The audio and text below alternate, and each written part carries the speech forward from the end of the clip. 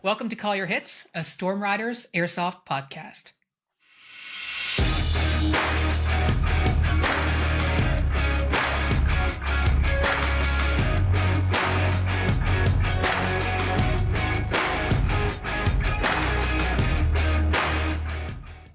Thanks for joining us, everyone. My guest today is Rad, one of the owners of Tactical Airsoft Supply and 801 Airsoft in Utah, United States. Rad has been playing Airsoft for almost 25 years, and he's hosted over 10,000 hours of Utah Airsoft war games in that time. With his partners, Ajax and Xander, they have a super dynamic airsoft community around the Utah Valley where they have thousands of airsofters that live and play. And they have a big community that sometimes flies a little bit under the radar. And one of our listeners, Sam, actually suggested we reach out to Rad to highlight some of the amazing airsoft that goes on in their state. So a big thank you to Sam and Rad. Welcome to the show. It's a pleasure to meet you. What a great and wonderful introduction. It's super cool to be on your show. Storm Rider Airsoft and, Sam Goodhue, let's just say bluegrass drummer from Salt Lake City's in a band. I bet he would love to hear that when he listens to this. And Awesome. I hope he's smiling, and he's a graphic artist. So he's a very valued community member here in Utah where everybody that plays, we're very community driven. I just want to say, Phil, it's nice to be on your show, dude. Thanks so much. Appreciate it. So I asked this question to a lot of people, but 25 years, it's not very often that I speak with people who've been playing Airsoft longer than I have. Yeah. So you're one of the OGs, right? When it comes to Airsoft, because Airsoft isn't much older in North America than 25 years. How did you get into it? Long story, man. And what happened was I had just gotten out of the military, and I had been best friends with Ajax, as you mentioned earlier, my business partner. And I went off and tried something. And then I came home at around 21 years old, 22. That was the year 2000. And then my buddy's like, hey, Ajax is still playing BB gun wars like when you left. And I was like, what's he doing? He's got an AK-47 of some kind of airsoft gun. And I was like, what is this? So I had a phone that dialed up to the internet, and I was able to type into the phone, what is an airsoft gun? ? It brought me to eBay. eBay took me to the AK-47. Thanks, Ajax. I appreciate you. We're just talking about you. And so Ajax just got me a drink. He's like, let me give you some. Homies, dude, we've known each other since we were 11, first of all, okay? Or ninth grade, and I'm 47 now. So that just to give you a gist of it. He and I used to go up and down the mountains of Layton, Utah with BB guns. My dad was a Green Beret, and his whole unit was stationed in Utah. So we'd always tag along with my dad and his guys. So flash forward to now, we're 47, and we're still tagging along with each other, going through the mountains of Utah with BB guns, just at a level that we've put all of our passion to, which I attribute to my dad and his guys taking us out into the woods all the time, rappelling off waterfalls, and at 10 years old, 11 years old, and just being active with his unit here in Utah, in Layton, where I grew up.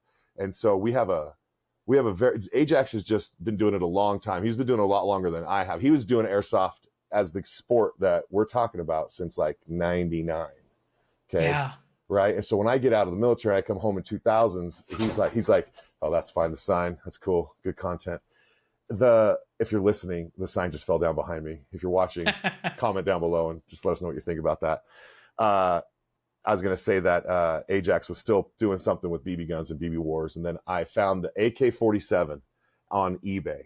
And I thought, oh, it's this little squished up clear, replica AK-47. I was like, well, I could do that. I was playing with BB guns with him. No problem. 21 years old. And then I hit highest to lowest on the price. And it showed me the full Tokyo Marui, full-size AK wood, faux wood. And I called Ajax up. I said, hey, man, are you playing this airsoft game that I just am seeing about? He's like, yeah, I am, dude. I was like, where? And he's like, out in the desert. And I said, can you show me where that is? And so the next day he was already stoked that I found it. And we're like, let's go look at this place. We went out to this desert field that we were playing at called Bower, an old ghost town here in Utah that the trains would come through, stop, fuel up for mining operations, and then just continue to go. Well, it became nothing and dormant. So you have all these warehouses and shacks and train yard, and you could just fight. It was just like a great place. We go there, and I'm just like, dude, this is where you fight? This is like the skate park for war games, dude. I'm like, holy cow, bro. I'm like, this is what it is, right? And he's like, yeah. So immediately I'm in like a suit and tie from the radio gig I was doing. We went out to the desert in just my suit and tie. I was so excited to be a part of Airsoft that fast. So that's what flash forwards us to here. There was no one in the community really providing any type of like local service. It was all WGC shop online. It was going through Red Wolf Airsoft. It was trying to do bulk orders with friends. It was trying to have Hmm. somebody sling you something at the game, some BBs or whatnot. And kudos to those guys that were doing it before me, right? Yeah. Shout out to Tac 4. Like he was who I went Wow. and started to play with, right? And Yeah. they already had systems in place for their teams, Kilo and BC. Kilo was all green, and BC was all like tan. One of the two teams. But anyways, go ahead. I could keep talking, bro. Yeah. Well, I mean, and I'm curious, and we'll talk about Utah Airsoft in a second, but I mean, what has been some of the most impactful like changes that you've seen in airsoft? Because I mean, that's a really long time, right? What's changed? What are the big things that have changed for you in that Full time? mesh face mask with ear protection. I Yeah. wish I made it. I wish I created it. I think it's a great protection for your face. Back in the day, every 90 days, I was seeing teeth shot out every 90 days, guaranteed. Someone come up to me, missing tooth. I'm like, bro, why don't we have these masks? No one wanted to wear a paintball mask because they were fogging all the time. Hmm. And they're not very like, war game looking. Okay. Like, wearing some Oakleys or wearing some Wiley SG gaskets or wearing, the ESSs and trying to get what replica gear that the soldier on the internet was wearing who was going to combat, or that reenacting of that soldier. That's how airsoft really thrives to me, as well as just the uniforms, right? Yeah, So for sure. it's a whole other side to it. You got to die, but you can look good dying. Yeah. Well, I mean, we always say like airsoft is a fashion show, right? Like Right. that's, and like especially because I remember when I was starting out in airsoft, it's like 2000 and 2005, 2006, and like GWAT is a thing, and like you're looking at these guys going overseas, like Canada's going in Afghanistan, and like you're like, I want to look like that, like that's what's in our action movies, that's what I want to look like, and that's what like you were saying, nobody wanted to wear a paintball mask, and No. same deal. Like I remember seeing teeth and all this kind of stuff, but yeah, So the that's a good mesh one. mask, I think that really helps to like give you a little bit more protection and bravado in the Hmm. battlefield. When we weren't wearing masks on our teeth and we were going into like warehouses, your teeth, man. It's your teeth, dude. Yeah. You just like, Pulling stuff. I remember I had like a Shima pull that over your yeah, face and call yeah. that good enough. And it's Trying like, to trying to bite on it, hoping that it dampens it. And I've gotten hit in the lip, and then I thought it hmm. broke my tooth. I spit the BB out with blood, and I was like, oh, it just damaged my lip. But I think Yeah, I still kind of got a notch that one there. right there, I think it chipped it. And my dentist, he's like, oh, you probably just chipped it on some ice. And I was like, ice, huh? Interesting. Ice. Yeah, yeah. Let's go with that. I'm not gonna tell you what I'm doing, No, but I've had the so BB in the ear canal too. So that's why I say that the mesh mask and the ear protection. So yeah, yeah, safety first. one of our teammates had a BB lodge. He had someone with like one of those Dan Wesson CO2 revolvers shot him Dude. basically point blank, and he actually got the BB lodged in his skin. Yeah. And he still has it. They had to have it surgically removed, and he has it in in a little jar at his house. It's gnarly. Oh, man, stories about Yeah, BBs over 20 some odd years. You shoot a million of them, you're going to see the million and one thing yeah. happen, That's right? a great point. That's a great point. Yeah. So So really, I want to talk about Utah Airsoft because when we were, sort of in the lead up to the show, like we were talking about what, what makes Utah Airsoft, different and special. And one of the things that came up is that you have these like core values, right, in your community around respect, integrity, safety. And I think a lot of communities would say, "Oh yeah, us too." But how is that? How does that lived, and how is that different at Utah Airsoft? Like, how did you formalize that and spread that around your player base? well, drama. We just didn't want any of it. And Hmm. so if you're going to come out and fight with us, just leave it at the doorstep, and just, you're going to be taking your commuter seatbelt off. All that junk that you're sitting there in your car and dealing with, you're going to put it aside and come out to our game, and you're going to have respect for one another on the battlefield with no derogatory comments to each other, no curse words in vain. I understand bringing up the damn ammo in the heat of the battle, but then saying you're a damn dumb and derogatory comments, it's infectious and a disease. So we have a zero Hmm. tolerance for that at the game. And I liked how you kind of talked and I earlier about that same type of, respect for your show, and so it goes the same. It's just a disease. And derogatory comments have no place on the battlefield. If you have something bad to say, just bite your tongue. And then integrity, which is the I. So respect is the R. I is integrity. So basically, you promise the sport one thing, sport of airsoft, and that is to call your hit. I'm not worried about you calling someone else's hit. I'm not Mm-hmm. worried about what you did on the way over here in your car while you're commuting because you took that seatbelt off. You came into the game to promise integrity-driven games where you promise one thing, and that's calling your hit. So the integrity of doing the right thing when no one is looking is the hardest thing to do, and it's the right thing to do. The Mm-hmm. third is safety. So if you can't climb it, hump it, jump it, belay it, or do it safely, step over it, or move it aside, it's not worth doing because this is airsoft. And we get a lot of type Yeah. A personalities that come out to fight and they want to go hard, dude. I got guys that are Army, gals that are Army, Navy, they come out and they're like, oh, airsoft, but we're in the desert.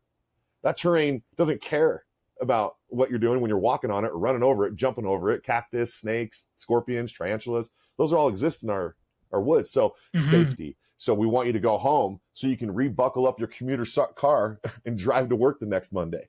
So respect, integrity, and safety. And so I think what happens is you get myself and Ajax and others who like that mantra, and then they have people who like that mantra, and you get a like-minded posse of these folks that want to abide by a solid rule set. We're not into the whole I'm trying to capture you because you don't call your hit on video camera and splash out there. We really have zero issues of that in our community, and people that go after that, I find, are also a disease. It's interesting that you mentioned sort of like how that's infectious because I think that I 100% agree with you. And I also think the positivity is infectious. Yes. When you're in a group of people where you're like, wow, like these guys are really cool, like it's chill, nobody is having any drama or getting in people's faces or whatever like that. Like yeah, your blood boils sometimes, you just like let it cool down, like yeah, there's curse words but never at people. Like you talk about you have the respect for the other people. Like some stuff sucks and you could call it out like, oh, I hate doing this or whatever. Right. That's a different conversation, but it's never in anger towards anybody else. No. And that creates a space where people you want to come back to because you feel good. I mean, aside from the welts and stuff like that, you feel good, Right. right? Right. You Yeah. feel like, oh, hey, you know what? I just kind of went to a place that accepted me and didn't judge me and doesn't ridicule me for Mm-hmm. maybe wearing gardening gloves with my AK because that's actually a good look. Okay. So, we just want you to come as you are out here. And then as you evolve, you'll decide on your style of gear and uniforms, but it's war games. And so here in Utah, we really have this mantra of, war games. It's like, what do they wear when they go to war? What kind of look is that? Is that, just scared civilian off the street? I mean, yeah, there is civilians in war. So there could be a scared civilian look, which is what we call the hoodie guy that comes out just for the first time. It's like, he's got somebody's Yeah. friend's AK. It's like, okay, we got a scared civilian over here. You're right. And they got all these guys in gear. But all those guys just came from the civilian side, that scared civilian look. Or you have it Yeah. in your kit. I mean, you might be a zombie one day. We do zombies. I mean, we get at it, but with the same mantra of the RIS, respect, integrity, and safety at all times.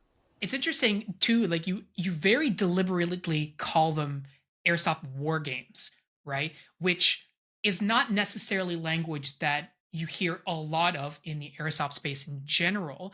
And it belies this idea of like, oh, we take it super seriously. But I know that that's not the case because you just mentioned doing zombie games, Right. right? Right. So why did you choose to deliberately call them war games and how does that affect sort of how people perceive the events that they're going to? Well, I like I mentioned earlier with Ajax going up and down the mountains doing war games, and there's just a fine line of a sport and a militia with airsoft. And so, as I was instructed as a young man, he's like, just stay on the fine line of a sport, treat it as such. And I was like, okay, yeah, war games, right? War games. It's a sport, right? Mm-hmm. We're not here to do anything other than, play a position on a team. We might have a captain, we might have a lieutenant, but that's like a coach and an assistant coach. And when the coach is taken out, the assistant coach takes over, and you don't argue with the other players. You let the coaches talk to coaches. So if there's Mm-hmm. going to be technicals or any type of like whatever sport you might understand, whether it's chess or e-games, there's all sorts of rules involved with sportsmanship. So we want to always keep sportsmanship, high fives, uh, at the very forefront of the game because that's what leads to the respect to one another, the integrity to do the right thing to keep the game going, and safety. Because if someone just wants to move through for money, let's say there's money on the game. Let's say you and I are playing for $1,000. Nothing's going to say I can't just get not shot and just go get the money and win. You might call your hit, but I might not. And hey, but you don't know. there's just so many variables. So money could never be involved as a prize. Hmm. The honor of the game is what is involved at the prize. The working together Certainly. in a team, capturing the objectives, changing the flags from green, red, or blue out in the desert at 2 a.m. when they're glowing, all across the valley, and you see 5 flags all across the valley, and your team captured that against the other team, and then you meet in the middle for high fives to switch sides. And then you're like, dude, that's kind of to us what it's all about, that sportsmanship, that war game. And a lot of the folks that I think fight with us want the uniform, want that war game mentality, like, hey, I'm wearing some combat boots, I've got a canteen for my grandpa, and I'm Hmm. going to wear it in his honor. I'm going to wear his shirt with his patches on it. Nobody thinks I'm trying to get on base as any stolen valor. This is war games. This is airsoft. We're all out here for the same purpose. Then the photos go out as reenactors, and we have this big thing out here where, okay, let's say Kobe Bryant saw a young kid playing basketball at the court, and he went up to him and he said, hey, yo, man, you got to take my jersey off. You got to take my shoes off. Why are you wearing my sweatband? You're not Kobe. Who you think you are, huh, kid? Huh? You wearing Yeah. Kobe Bryant on the court? You think you're Kobe? No one's going to say that to him. Kobe's, in fact, going to say, hey, here's some more of my stuff. Please wear more of my stuff. So we have this feeling out here, like all the SF guys out here and everybody, they don't care if somebody's wearing an insignia like their favorite team. Yeah. You know, exactly. That's such a good way of thinking about it. Yeah. Yeah, exactly. So if someone's got a Navy SEAL thing on them, yeah. And if there's a Navy SEAL out there playing, he's going to be like, yo, what's up? Navy SEAL patch on you? Are you a Navy SEAL? And he's going to say, no. He's like, because I love that patch. There's not going to be any. In fact, all the guys I work with at softrep.com, this podcast that I do, which is all military dudes, all love airsofters and all say today's 15-year-old airsofter is tomorrow's Navy SEAL sniper. Yeah. It's so the analogy you gave is so salient because it's exactly that. Like I've seen like people in the military get upset about airsofters, and it's with I think all service is absolutely valid. I Sure. think though the people who get upset about it are those who are it says more about them as individuals than it does about the airsofters, because you have, to your point, I've had so many good experiences with people and even working with Canadian Armed Forces at our events who are Right. so excited to be out there, and none of them are being like, are you trying to like get something out of doing this? Like, no, I'm just having fun. I'm repping my favorite team, I think is the best way to put it. Or you wear your camo and you're wearing Flecktar and it's like, because it's really dope German camo. It's like, I'm not Exactly. trying to be a German soldier. I think it's just dope as hell. That's Exactly. why I'm wearing it. Or, or it's really effective for my environment, whatever. It doesn't really matter. But like the point is the same. And I really love that take. I think it's such a good way of looking at it. And it also appeals, I think it makes it very welcoming, I guess, for newer players as well. Right. Because you Yes. mentioned like someone shows up with gardening gloves, and obviously if you see a guy who looks like he just stepped off like a helicopter or whatever, you're gonna feel less than, which I mean is a totally normal sort of reaction, I would say. Right. But at the same time, to not be made to feel bad by other people because, oh, your kid is FARB or whatever, I think is so No. important. How, like, when you look at your community as a whole, as a spread, like how many of your community members would you say are like newer players versus like more like experienced guys coming back all the time? Well, I know a bunch of guys that are still fighting since, the dawn of time, it seems like. And we keep joking now they got their 16 and 17-year-olds coming out when they were born, when we first started fighting, Yeah. And so, all these types of guys are still in the community, still traveling to we had a whole clique of Utah airsofters. All my guys, my Joker, Dark Raider, Allison Pryor, she was leading the Bravo Company platoon for Lion Claws. Lion Claws really loves to have a lot of Utah airsofters because we went to 14, 15 years of his events at California's George Air Force Base. And I was always a platoon commander or a commander under the XO. And I had a whole platoon of 30 to 45 Utah airsofters, plus other platoons who would reach out to us prior to link up together. So now not only am I working with one platoon, but I got 3 other platoon leaders and we're already homies. And now they've got their whole squads. And then we bring out our War Machine tank. Okay, shoots a 40 millimeter projectile about 100 yards. Ajax patented it with the United States Patent Office. So props to him on creating this turret on our tank that is HPA pneumatic, and we can rear breach That's it. sick. And we can fire 6 rounds a minute. Okay. Whereas 6 rounds a yeah, minute. yeah. Oh So my god. if you ever fired an M203, you got to fill it with gas. You got to put it into the tube. Then you got to put the ball into the tube, and then hopefully it Yeah. fires out 20 feet. So he just went into the office with his own thought process and came out with this cool patented. It was so cool we patented it. I said, we're gonna do that, bro. So you can say Hmm. it's patented. So I guess what you can say is there's just passion in airsoft with us, and I think others want to come and fight with that same passion. And every time I meet someone who's new, and they're like, "Well, I don't know anybody," I'm like, "It's nice to meet you. My name is Rad. I'm behind the counter Hmm. talking to you. Then I'll be in the trenches also talking to you. And when I'm dead, I'll also be talking to you. And so any way you look at it, I'm always going to be with you. So whether you don't have a friend, you do now. And if you see me out in the field, say, "What's up, Rad?" Because there's some familiarity there. A lot of folks come through our shop and we introduce them to the fields they should go play at. We're like, "Oh, hey, go check out Utah Airsoft on Facebook. Go check out our Instagram. Go check out After Action Airsoft, who takes all the photos on his own accord as a airsofter. He's so awesome. He should be on your show. After Action Airsoft with Bruce." But it's that same thing. Hopefully the way I'm talking about these guys are how, whether they're new and they're just getting into the scene, or they've been around for a long time and they're looking to fill a void of rubbing shoulders with, a teammate. They maybe, my favorite player is the kid with asthma who can never join the military, right? Hmm. Because he should have been able to get in. He should be in there right now doing Navy SEAL work because he probably could. But yet he's just totally decked out, ready to go. War game airsofter, understands every aspect of so smart. There's so many of these kids that can't get in the military, or people who never had the opportunity to join. I think airsoft gives them that safe house where, like you mentioned earlier, we have a lot of people who are Canadian forces or military forces, or people who come out and are still in the National Guard and they play airsoft. Where else would you get to fight shoulder to shoulder with someone who's in the service, and you're a kid with asthma and you're in full gear and you're in a trench Yeah. and you're hucking grenades? And then, And like I think coming back to what you said before, like it's a game, right? So it's the stakes are low, and as well thinking about safety, which is one of your values, which I think is so important. It's a lot easier to be sensible about safety when you keep reminding yourself that what you're doing is a game. Because then you're like, okay, hang on, wait a minute. I'm just doing this for fun. I should not be taking this risk that's because right. this is a game. Like if this was life or death, stakes are completely different. But this is a game. Like I'm not gonna jump over this like chasm or Two whatever, foot, even right? 2 foot, Yeah. even 1 foot, dude. I've seen people just like right into it. It's like, what are you doing? Oh, now you got a twisted ankle.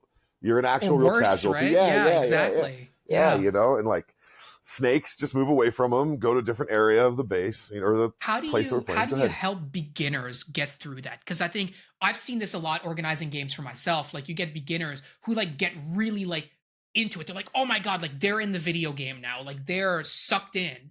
And then they start doing stuff that maybe it's risky and they don't even recognize it's risky. How have you managed that Mm, in your community? I find a lot of people that get off the couch and get into the fight with us may not have been exercising, and I find that they may have just been doing a lot of mental training and understanding of all of the manipulations and everything in their minds and in their conscious. And that's fair. That's a tool. Your brain is a total place to work out with, reading books and studying techniques of Yeah. using all of this equipment. And then you're like, I'm ready to go, like, put it to the test. Well, have you hit the treadmill? Have you been hydrating on a Thursday before a Saturday game? Are you coming out with the proper boots laced up and the proper blousing? And that's another reason why we like a uniform and boots is, ankle protection. The boots, they keep your ankle nice and stiff when you're zipped up just nice and tight with some combat boots. And also it's the same thing that our troops have to wear. So we kind of want to replicate the same, comfort or discomfort that they have to go through. So a lot of us want that same kind of kit. So when we're running Vietnam games, we do all run like Vietnam era stuff. In Korea, they had really bad boots, so their feet were always freezing. So I mean, like, we appreciate the luxury of having good boots in the winter games, because we always talk about, imagine Korea with no good Right. boots. Here we have good boots for the snow, or we have a new player who shows up out into the wilderness with us because they want to go do the snow games. Okay, and we all got over whites and look very World War II, if you will. Everything's all black and we're like whited out. All of my guys. Hmm. And then you get someone new out there who's trying to hang, and they've got some, Nikes. And we're like, yo, we're trudging through snow, right? To like hit the dirt and snow. We're ready to go, almost Mhm. snowmobiling, if you will, Yeah. but all in white military gear. And so this new guy, I remember, I'm like, how's your feet? He's like, I'm fine. I was like, okay, you're hard. I got you. No problem. Let's go through. Now let's brief the event. So we brief it. 10 minutes later, I'm like, how's your feet today? I'm seeing snow accumulate on his Nikes. And then we go into one game and we fight for like 20 minutes. We go back and forth and I go back up to him. And he was always on my mind at the game, just this young man, right? And I was just like, how's your feet now? He's like, they're wet. I was like, yeah, huh? They're wet. He's like, yeah. And I was like, so I reach in my rucksack and I toss him a pair of socks because I bring extra socks. And I was like, put these on. He's like, okay. But I was like, but that's it for you. No more. You don't get to go back out. You're not putting these shoes back on to go run out and get your feet wet further. Yeah, And so, seriously. so I just said, you're kind of like grounded. You got a taste of it. You've now learned your lesson to come out to this environment with us in more of a professional, prepared manner, Mhm. and the next time he comes out, he'll be more aware, or he'll be like, these guys are too hard for me. Yeah. Because we are running through snow and going into the desert, into the snow, where, your Honda Civic is probably not going to make it. Your Dodge Neon does, but maybe not your Honda Civic, because we got a guy who had a Dodge Neon, man. He rallied that thing through the ravines and the snow to get to the AO. Unbelievable. We're all like in 4x4s, bro. Unbelievable.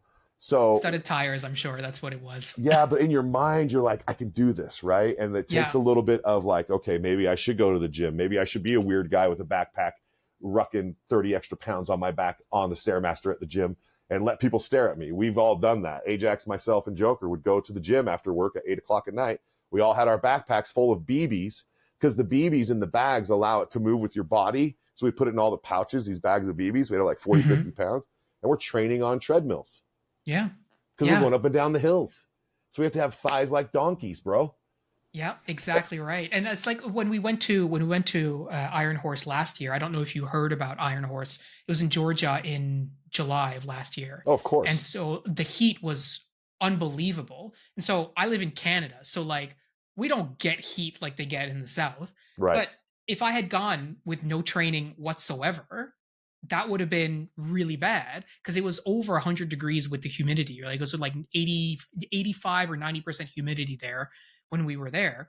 I have a sauna at home like that I bought off Amazon because I'm like, if I don't do this, I'm going to, heat cat for sure, right? Or worse, right? Right. So totally take your point. You do the mental training, but when you get out there, it's a different story. How do you manage that? Because I mean, you do all kinds of events. I'm sure, like it's open like for the entire community. So, what does your spread of events look like? Do you have like some serious war games that are like for like hard people or people who are really advanced, and then more like easy leisurely events? Like, what does that look like for you in the run of a year? I'd say. Well, in the run of a year, 90% of the games are free. Okay. We have Okay. the property. We believe that you've already invested the majority of your money into the gas that you drive to get out to the game, and the time it takes to go and purchase a gun, or maybe you come into the shop and support us here locally, and we know you by face, and so the least we could do is say we have a place to put this stuff to use. The arena up in Layton, we have an indoor kill house. So the 500-acre property that I was just talking about has bunkers and trench works that are just kind of like natural terrain that's already there. And then there's also a bunch of hills, but they're not the worst. They have some really bad nicknames that I should hold off on the show. But Fair enough. when you're trying to get to the top of them, man, you're swearing at the mountain. It's not the person, okay? Yeah. Yeah. And then that's why you got to have donkey legs, bro, because we're hunting each other pretty well. And then the indoor arena that we have is just about 10,000 square feet with a pro shop, and that is the meat grinder. Not my favorite, but also love it at the same time, because the meat grinder is exactly what you think. You're going to get shot in every part of yourself, but you're going to be doing the shooting as well. So if you're down to get into a total shooting match and you really want to get your game on, the indoor arena is going to provide that, whether it's 2-on-2, 4-on-4, 8-on-8, 9-on-9, 10-on-10 is about all we take, 20 players, because then it's just too much. If you're just one Mhm. guy in the corner of the building, you got 8 guys shooting 30 rounds apiece at you. That's like, It's a 240 lot. rounds coming at you, right? The first one hits you, and then there's like 239 still following that trail coming at you. Yeah. So the meat grinder. And, then we have games that we will do called Utah Airsoft Community Battles. All right. And those are once every 30, 60, 90 days. And those are where teams from around Utah come to that game hosted by Utah Airsoft as a whole. and then we have them introduce an hour of game time of their choice, and then I'll have you as team leader of your team introduce an hour of game to the players of your choice, and then I, as a team leader, will have an hour of gameplay to provide to the players. So we have a constant schedule for the day. Everybody gets a chance to fight under a different umbrella of Utah Airsoft teams that are a coalition of, Hmm. of unified players who all believe in the same kind of rules of engagement and the respect, integrity, and safety. So it's a very, it's a very big thing. And we've just been growing the sport. And the original team that helped create a lot of what I do was Black Ops Elite, BOE, and as the captain of that for 15 years, right? Until I stepped off about 5 years ago and let the machine take itself over. And now it's got new captains, new lieutenants, and it's still going. So Black Ops Elite still rotates itself as a very well put together airsoft organization. I'm very proud of Awesome. those guys for still rolling through and being very tight and traveling to Lion Claws and still going out and fighting every weekend for the love of the game, while teaching others how to also play airsoft and to become something like them. So we believe in being stewards of the sport. So BOE can fight together as a team, or I can take each one of my guys and put them on a new man team and then have radio operators on each team working with each team. And then we can work those guys with someone who's experienced so they don't feel like they're undermanned or underpowered. And so we really like to have, leadership roles. So instead of being a sheepdog or a wolf, we're shepherds. And so all of my Hmm. men have been taught to become shepherds of their area and shepherd it well, And so that means putting out, they carry a stick. The shepherd's going to be able to hit the dog or hit the wolf, knock the sheep Yeah, around. of course. I mean, Yeah. all these people are locked in being sheepdogs or wolves in this world, and I'm like, man, I'm a human being. I'd be the shepherd. Yeah, for I'm the real. Carry shepherd. your shillelagh and you'd be all Yeah, set. maybe a stun gun, cattle prod. Where's that wolf at, bro? I'm a human. I'm eating a bowl of soup at my tent. Do you find that you have like friendly rivalries on teams that have developed in Utah? And because I mean, yeah, there are rivalries just like in every sport, but I wonder about again having that respect and that integrity. Do you have those friendly rivalries where you just love to play against these people, but you hate to lose? K Factor. Yeah, there's this airsofter named K Factor on YouTube, and he's a Utah airsofter. I call him Elk, and I think he also calls me Elk. Okay. Whenever, yeah, because he's a full on chameleon and he blends in very well. And, probably previous sniper in every one of his lives he's ever lived, some type of chameleon or maybe even like a chameleon. I don't know, but the guy can just blend in. So my goal is to always hunt him when he's at the game, right? I always, like, I'll even go off task. That's bad of me to say because I tell my guys, stay on target. But I'm like, hey, I'm going to be right back. I got a wind of some smell over here. The bloodlust of being a lone wolf, I got to be a shepherd. I got to stay with my men and do what I do. But if I can find him and pick him off, because he's always filming. Mm, And so the best thing to do is just take out the guy that's always trying to film the guy taking of out course. everybody, So Of course. so he and I have like this little bit of a fun friendship. He's on Blackthorn Airsoft, BTA, which is a whole nother organization like a Black Ops Elite out here, or like, Send It Squad. Geez, I'm going blank. There's so many teams in Utah that I'm trying to think of. There's like the whole Eagle Mountain team, and there's just Milsim City is got a team. I mean, there's just so many great teams out here. Yeah, we have some fun, like the guy that runs Milsim City, which is an outdoor urban shoot house complex. He's always doing great things. Fred and Scott, Scotty, former Army guys. Some of them maybe still being. They're just like, and they love airsoft and they love the geekiness of the airsoft, and they're still like Army guys, bro. They're just like, come play at our field, So Yeah. I mean, yeah, there's a lot of good. I called you guys geeks, by the way. I hope you heard that, Army guys. Geeky. Listen, it's a. I think being a geek is a badge of honor, right? But Like, yeah, well, that's how there's so much into it. That's what it is. Like, I'm geeky yeah, about it. But totally. yeah, there's a lot of friendly rivalries, and then there's always the friendly rivalries. I'll just say they're always friendly. Okay, I think that if anybody has anything to say negative about somebody, they're probably either jealous or they have a monetary hand in the cookie jar that they're Hmm. trying to get as well. And what I mean by that is like, yeah, I do operate a business, and I'm not trying to say that you have to shop here. It's just that if you like what we do, you come here and we can help advise you. If someone else has that same nomenclature, then they should do it as well, because there's a big tactical pie for everybody to eat off of. And the top eaters are the US government contracts and whatnot. And same with Canada, Canadian contracts for military. That'd be like Mhm. the meat of the pie that everybody's eating in that world. I just am eating some crumbs with my Yeah, exactly tactical right. world. And I just want to eat my crumbs. So don't come over and try to eat my crumbs. Eat your own crumbs.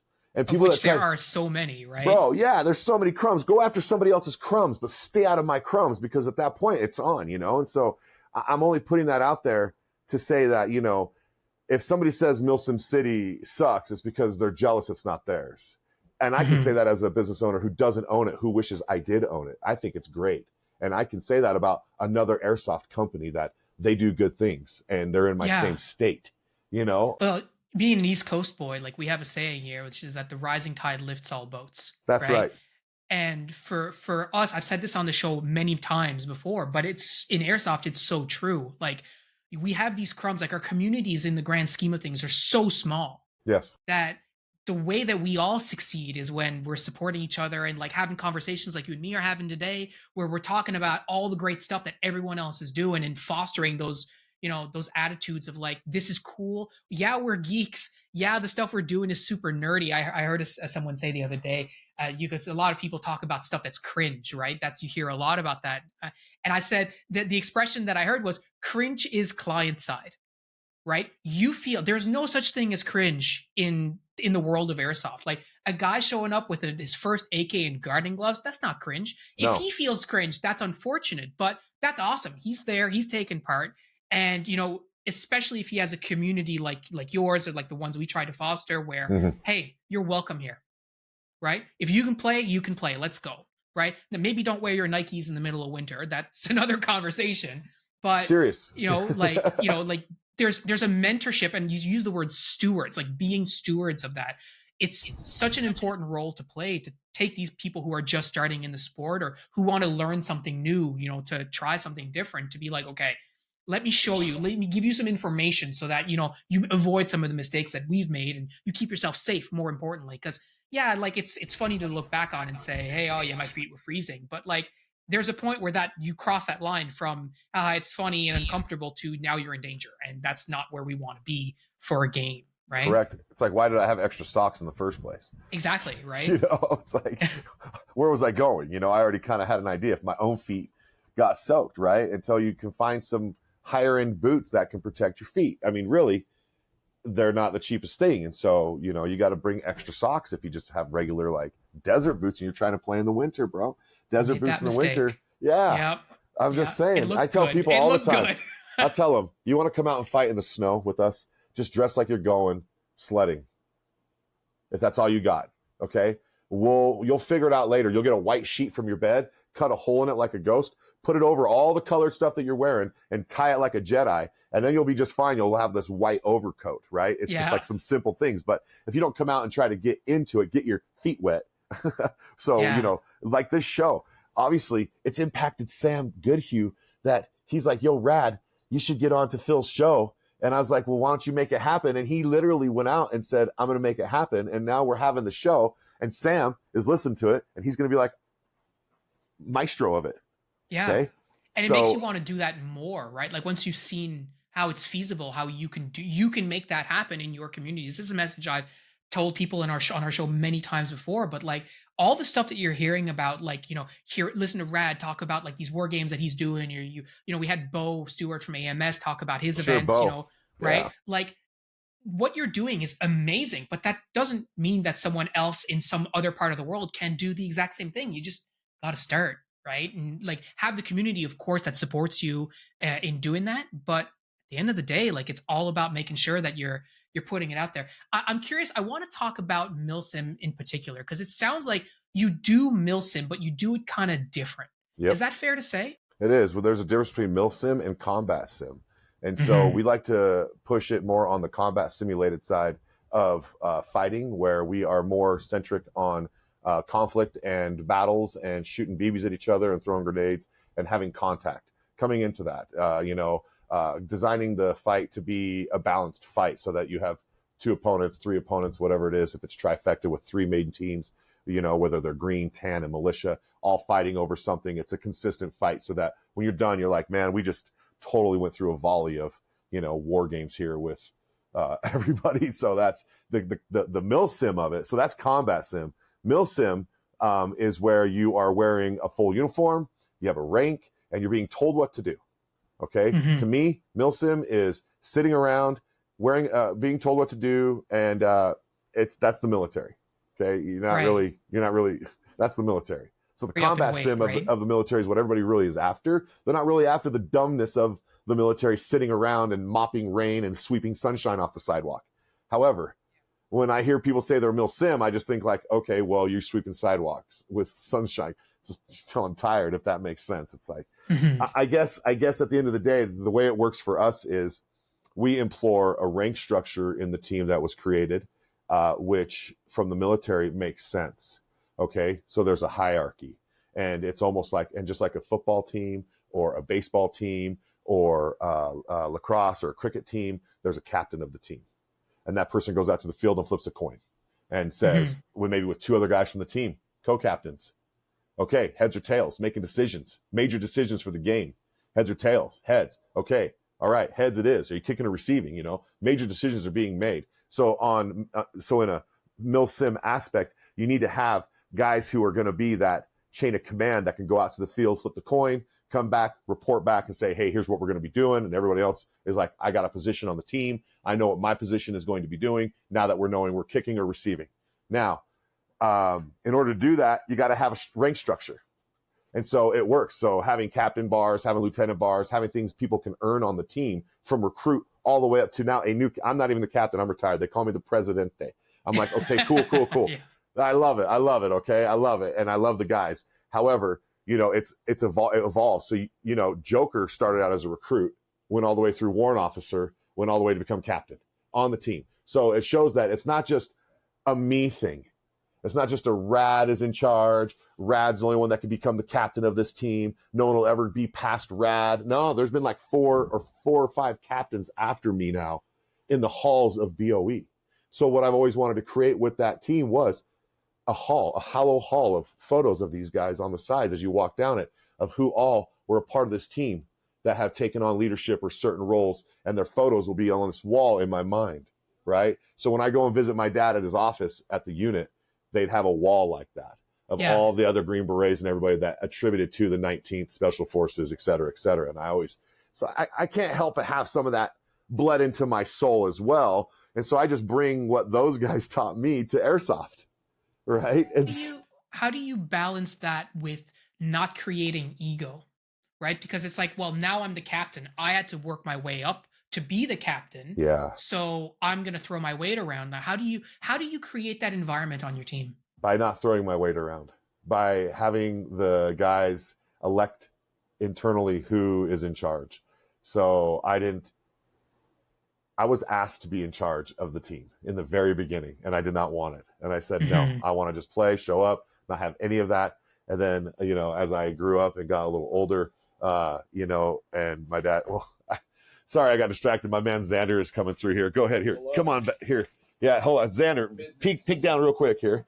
This is Xander. What's up? Xander. This is Phil, and this is Xander, and he's just going to fill up an air tank real quick. Bust it out. Go ahead. Kind of noisy, so. Yeah. Here, let's watch him. Here we go. Filling up the air tank.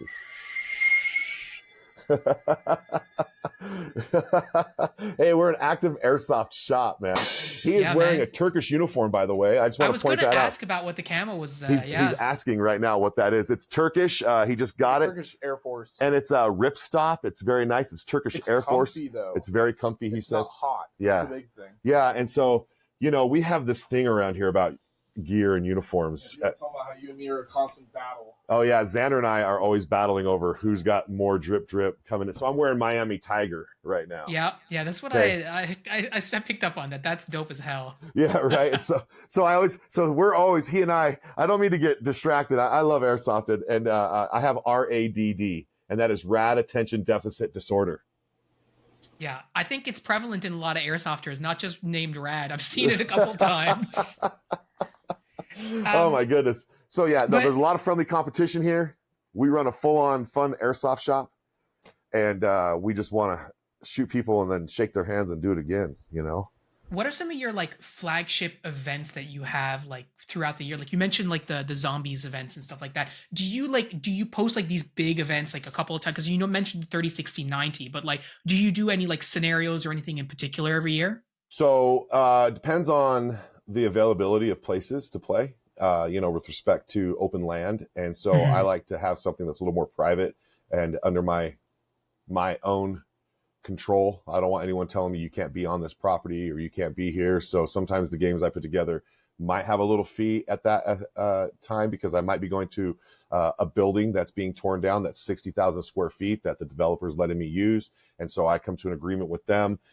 We just did this recently where we had an opportunity to go in for 4 games over a Mhm. 3-day weekend.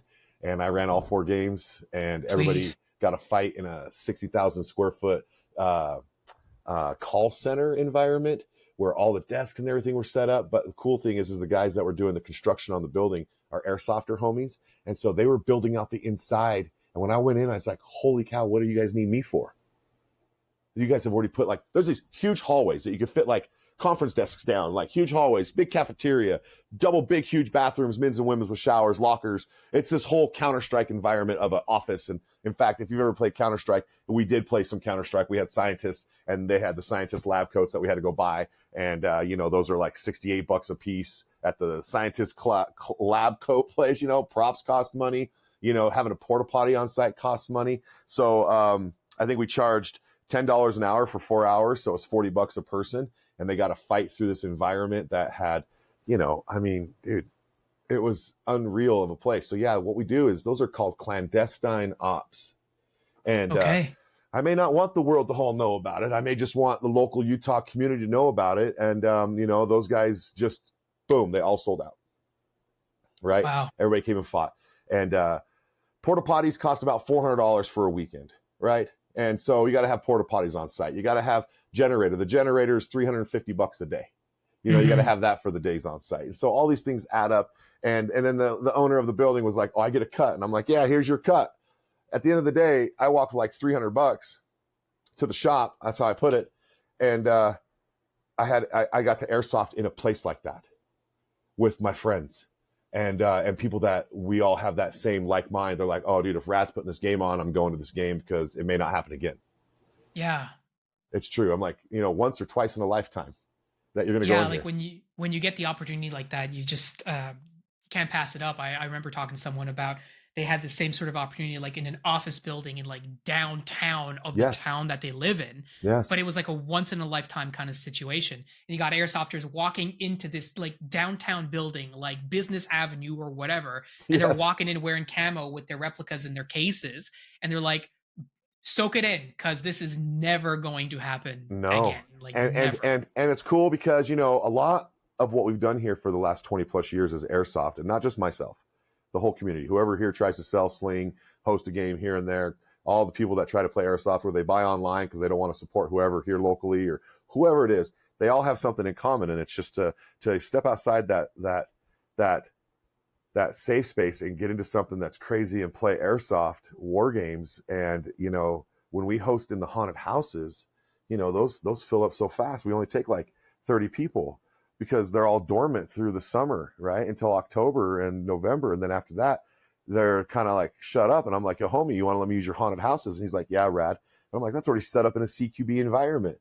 It's Yeah, got so legit many though. trap doors that all the different cast members come through. So if you are listening to this, you're like, oh, you in your area can go and reach out to a local haunted house and say, hey, would you be willing to take a cut? Because guess what? They would.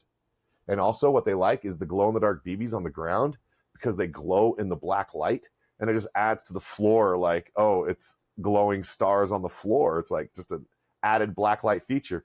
And the thing is in a haunted house, they hit the walls with chains and they try to like ruin the fridge to make it look bloody and rusted out so that when you walk through and you see body parts hanging in it, it looks all rusted and bloody.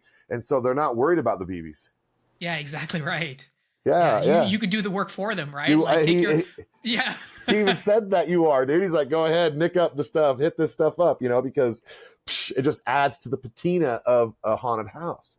Yeah, absolutely. So we locked in with Castle of Chaos for many years here. And, I give them a shout out. Castle of Chaos top haunted house attractions in Utah and America, top 10, I think, on Travel Channel. And he's like, yeah, what do you want to use? My 100,000 square foot haunted house? I'm like, yeah. Exactly.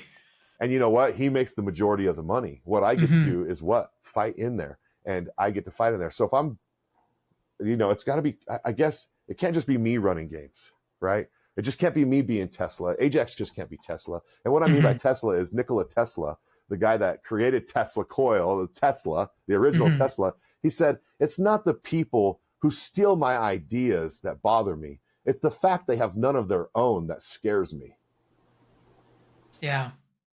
Yeah, you got to So, be, it's like we talked about earlier, like, anyone listening to this, like none of the things that you're doing like are unique. Like anyone can do that. They just have to have sort of the wherewithal to start, right? And get through it. When you think about Utah Airsoft, you've been doing this for a long time. Even to this day, what never ceases to amaze you? the consistency, the support, the Yeah. respect that is given to each other in the game, whether they own their own shops or this shop or come from different teams. Everybody seems to all get together for Utah Airsoft games and at least have cordial greetings if they cross paths. I find that everybody here, again, if they have any, ill will to support someone, they probably just don't know. So I don't know. They're just misinformed, miseducated about something or other. Mm-hmm. They just think something. So I think that kindness and respect of one another is really what surprises me all the time, that it just consistently stays and everybody stays respectful even through tumultuous times and political uncertainty, and everybody still keeps it real and doesn't sit there and spout off at games any ideologies of anything, and it's just zero tolerance for any political conversations at our games. So you just got to like swallow that pill, and if you can't handle it, just don't come out. No one wants to hear Mm-hmm. either side of it. We're just there to fight and do Yeah. war games, and just have a good time and and go for that. I think that, so kindness, I like Utah's kindness. It's pretty kind, and when we show up to other games, we bring that. Like we go to Cali, everyone's like, yo, you guys, everyone's all, let's be chill. Yeah. It's funny because you say that it surprises you, but just in this short conversation that we've had, just hearing you talk, that doesn't surprise me at all, right? Because you've created this space, right? That's You very not kind. you specifically, but Yeah. like you and your community have Yes. created this space. And so the fact that it's been consistent, I mean, especially in the first 3 years, you can't be consistent in anything. You're just finding your feet or whatever. But now that it's been so long, it's just amazing to hear. Not amazing and like I'm amazed that it happened, but it's so great to hear that kind of positivity, because it's again, that's the kind of thing that we feel more airsoft communities would benefit from, Yes. right? Of less of we're here to escape something, right? Yes, Like we're playing agreed. airsoft to have fun, so let's not bring Exactly. any of the BS that really makes our days crappy, and let's just focus on having fun and leaving all that stuff and having respect for one another and being like, listen, we might disagree on stuff, but we don't disagree about airsoft, so let's go, right? Let's Right. engage, let's have fun, and And we don't like, disagree about respecting each other. We don't yeah, disagree. 100%. So if we respect each other, then we'll just play the game with respect to each other, right? And if you have and integrity to call your hit, and again, Phil, I'm not here to call your hit. Now,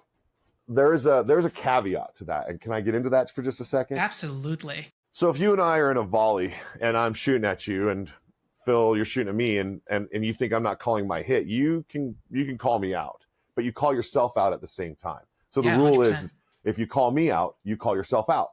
And so then we step off the side while the game's going on. Now we're both out of the game.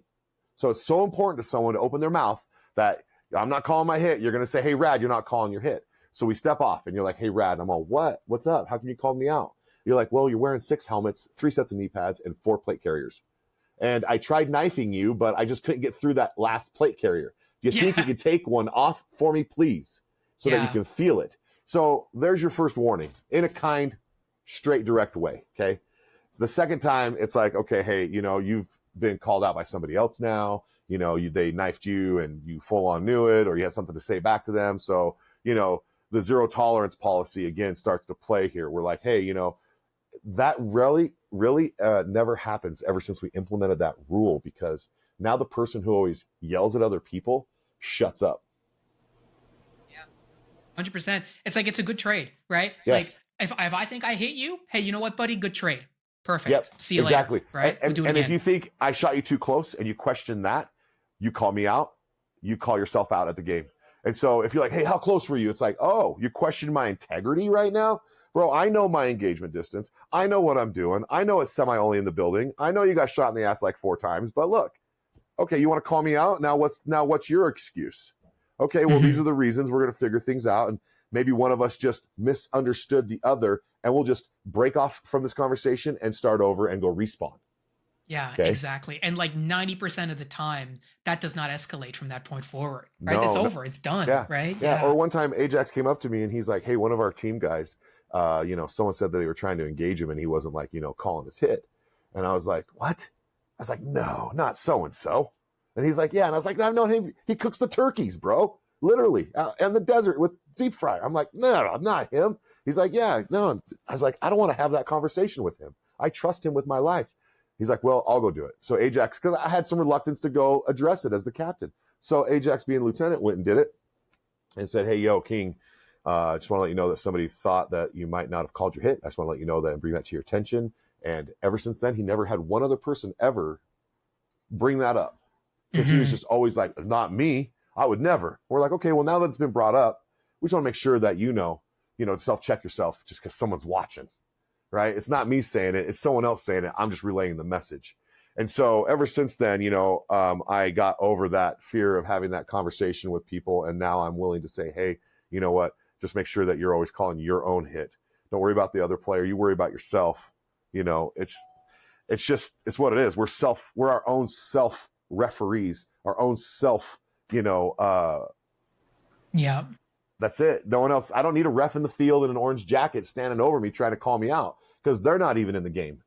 Yeah. And it's like what you said right at the onset, right? The only thing you're bringing to the field is your integrity, right? Everything else, like your BBs, your gear, like, I mean, you look great, awesome. The drip is sick. That's awesome. But what you are bringing is your integrity. That's right. Right? Like how you're going to treat other people, how you're going to treat yourself.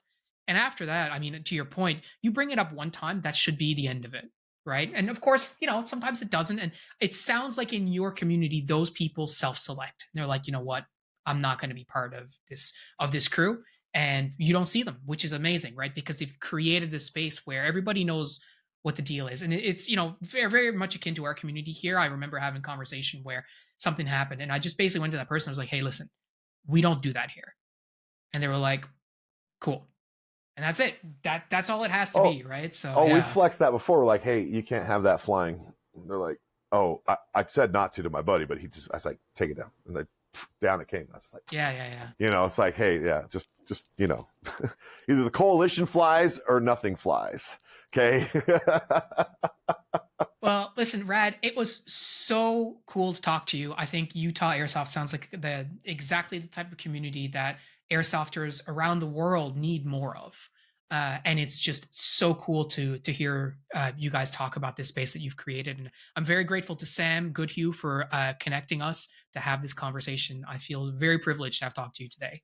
Well, it's been an honor to be on your show, and for Sam to think so highly of me, to say you should be on my show. I just, I appreciate Sam. I think highly of him as well. And so, I think that there's the respect, and, we all call our hits and everybody shows up to do it and in a safe manner. And then we all go home and talk about it on the internet and, come into the store and a safe space. And, if you ever want to know more about airsoft, and you can reach out to me at Rad Rockin' on Instagram. You can reach out to 801 Airsoft on Instagram, or just hit us up and give us a call. We don't sell online because we're just local. We're locally sustained. So if you want anything that we sell, you have to come in and see us. And I'll put all your links in the description to the video and the podcast as well. Oh, yeah, and maybe our YouTube channel. I'll just drop that, which is TAS801, and it's really known for the night vision night games where we go out and hunt each other with tracer units and the whole 9 yards, bro. We can probably go on for hours. 20. Yeah, for sure. I mean, I said 10,000 man hours, and I was being like conservative. Conservative. Yes. I bet. Yeah. So, and that's a lot. Usually pilots retire from the airlines with 10,000 hours, dude. Yeah, exactly. There's the running joke. That's the running joke. When you're running war games every single day, especially in a kill house, you just tend to run thousands of hours of training individuals, young and old, all like on the proper way. And if they come through us as a Pez dispenser of going out with respect, integrity, and safety, then we're doing our job. Yeah, exactly right. Well, thanks so much again for being on, Rad. Thank you so much, guys, for listening. That's all we've got for you this week. We'll talk to you next week. Take care.